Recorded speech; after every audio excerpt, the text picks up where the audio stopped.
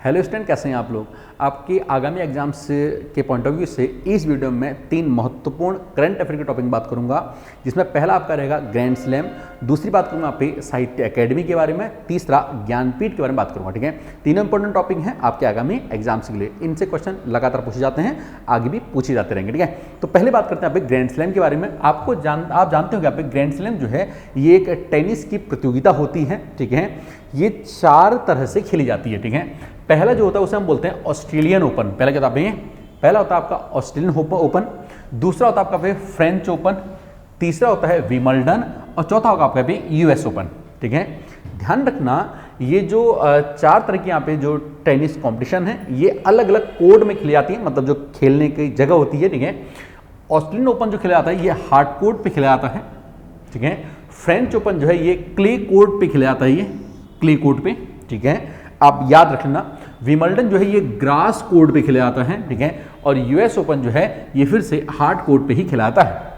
आपसे सर यहां से क्या पूछता है, 2 बातें। एक तो इन चारों में ही पुरुष एकल में कौन जीता और वुमेन एकल में कौन जीता, आपको ये ध्यान रखना है। ठीक है, ये जोड़े में भी यानी कि युगल कंपटीशन भी खेला जाता है, लेकिन जो आपसे पूछते हैं यहाँ पे वो सिंगल ही आपसे पूछता है, आप ये ध्यान रखना। ठीक है, चलिए अब देखिए यहाँ पे पहले मैं ऑस्ट्रेलियन ओपन की बात करता हूं, तो इसमें पुरुष में मेल में नोवाक जोकोविच ने जीता है। नोवाक जोकोविच, ध्यान रखना ग्रैंड स्लैम के 2 सबसे महत्वपूर्ण जो खिलाड़ी है उनमें एक नोवाक जोकोविच आता है और दूसरा आता है राफेल नडाल। ठीक है, ये तो जो है आपके बहुत ज्यादा महत्वपूर्ण खिलाड़ी रहते हैं, किसके लिए यहाँ पे ग्रैंड स्लैम के लिए। ठीक है, तो ये दोनों कहाँ के आपको ये भी ध्यान रखना है। तो ऑस्ट्रेलियन ओपन में पुरुष में नोवाक जोकोविच ने जीता है, जो कि सर्बिया का एक खिलाड़ी है। दूसरा राफेल नडाल ने जीता है कौन सा, फ्रेंच ओपन।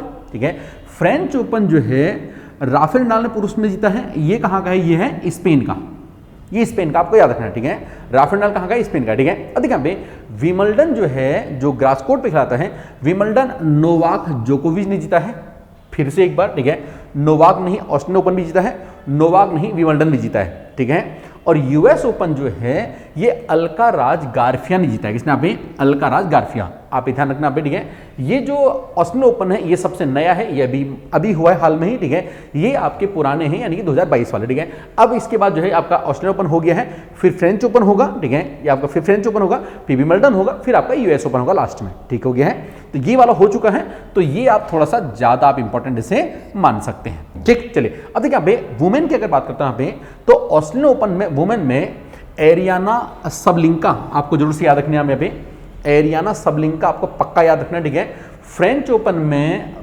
जो वुमेन में ईगा स्वातेक ने जीता है, ईगा स्वातेक आपका याद रखना। ठीक है, विमल्डन में एलिना रबकीना ने जीता है, आपको पक्का से याद रखना। ठीक है, और यूएस ओपन में ईगा स्वातेक ने जीता है, आपको ये याद रखना है। ठीक, चलिए अब देखिए यहाँ पे, अब मैं थोड़ा सा बात करूँ यहाँ साहित्य अकेडमी पुरस्कार बारे में।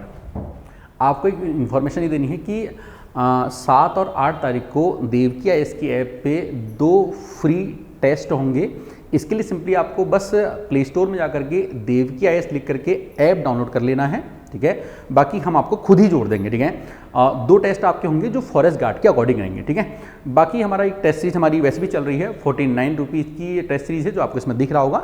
इसमें आपके 10 टेस्ट हैं, आप चाहो तो इसी भी आप ज्वाइन कर सकते हैं। ठीक है, बाकी जो दूसरी टेस्ट है वो आपका फ्री रहेगा, बस आपको सिंपल आप यहाँ पे जो ऐप है वो डाउनलोड करना है। ठीक है, चलिए इसमें हम बात करते हैं यहाँ पे उस ऐप में उन जो टेस्ट रहेगा उसमें वो बिल्कुल फॉरेस्ट गार्ड के अकॉर्डिंग ही आपके टेस्ट बनाए गए हैं, जिस तरह से आपका एग्जाम आने वाला है। ठीक है ना, देखिए यहाँ पे साहित्य अकेडमी की मैं बात करता हूँ नेक्स्ट। यहाँ पे साहित्य अकेडमी जो है ये बहुत सारी भाषाओं में दिया जाता है। बेसिकली जो हमारी 8वीं अनुसूची के अंदर 22 भाषाएं हैं। ठीक है, लेकिन आपके एग्जाम्स में इन्हीं 6-7 जो भाषाएं हैं इनमें किसको साहित्य अकेडमी मिला हुआ आपसे ही पूछता है। आपको ध्यान रखना है साहित्य अकेडमी जो पुरस्कार है ये 1955 से स्टार्ट हुए थे। ठीक है, तो इस बार जो है साहित्य अकेडमी हिंदी के लिए जो दिया गया है वो दिया गया है बद्री नारायण को। ध्यान रखना पे ये 3 जो है ये 3 आपको जरूर से याद रखने हैं। किसके नाम में, बद्री नारायण को। इनकी एक कविता संग्रह है तुमड़ी के शब्द, किसके नाम पे, तुमड़ी के शब्द के लिए इनको दिया गया है, आपको ये जरूर से याद रखना। ठीक है, क्या नाम पे, तुमड़ी के शब्द। ठीक है, दूसरा अंग्रेजी के लिए यहाँ पे अनुराधा राय को दिया गया है, किसका पे, अनुराधा राय को। इनका एक नोवेल है, ठीक है, इसका नाम है यहाँ पे all the lived we never lived, all the lived we never lived, ये एक उपन्यास है। इसके लिए अनुराधा राय को अंग्रेजी के लिए नोबेल यहाँ पे साहित्य अकेडमी दिया गया है। ठीक है, उर्दू के लिए यहाँ पे अनीस अशफाक को दिया गया है, अनीस अशफाक को। इनका एक उपन्यास है ख्वाब सराब। ठीक है, ख्वाब सराब जो है इनका उपन्यास है, उसके लिए दिया गया है। देखिए ये भी पूछ लेता है कि ख्वाब सराब जो है किसकी रचना है, इनमें से 3-4 नाम देगा। तुमड़ी के शब्द किसकी, ऐसे पूछ सकता है। और ये पूछ सकता है हिंदी का साहित्य किससे दिया पे, बद्रीनाथ, आपको ये पता होना चाहिए। ठीक है, चलिए अगले यहाँ पे पंजाबी का, पंजाबी में सुरजीत को दिया गया है। ठीक है, इनकी एक लघु कथा है, इसका नाम है मैं आयन घोष नहीं, मैं आयन घोष नहीं।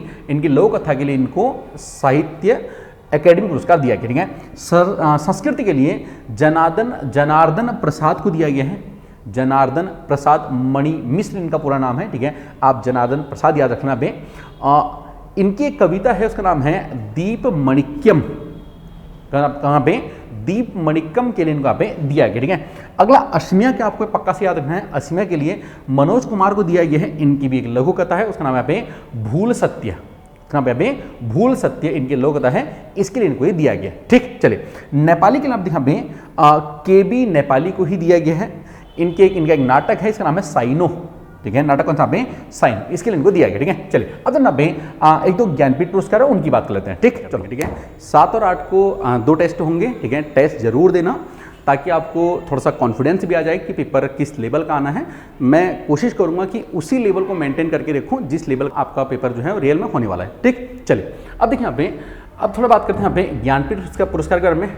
ज्ञानपीठ के बारे में आपको 3 बातें याद रखनी बस। इसकी स्थापना 1965 में इसकी स्थापना हुई थी। ठीक है, और 1965 में ही पहला जो ज्ञानपीठ पुरस्कार दिया गया है वो जी शंकर, ठीक है, जी शंकर कुरूप को दिया गया है। ठीक है, यहाँ पे जी शंकर कुरूप को ही दिया गया। अब ध्यान रखना, ये दिया गया है मलयालम भाषा के लिए, किसके लिए, मलयालम के लिए। ठीक है, इसके अलावा पे 2 आपको याद रखने हैं, जो 56वां ज्ञानपीठ पुरस्कार है ये नीलमणि फुकन को दिया गया है, नीलमणि फुकन को। ठीक है, यही दिया गया असमिया भाषा के लिए।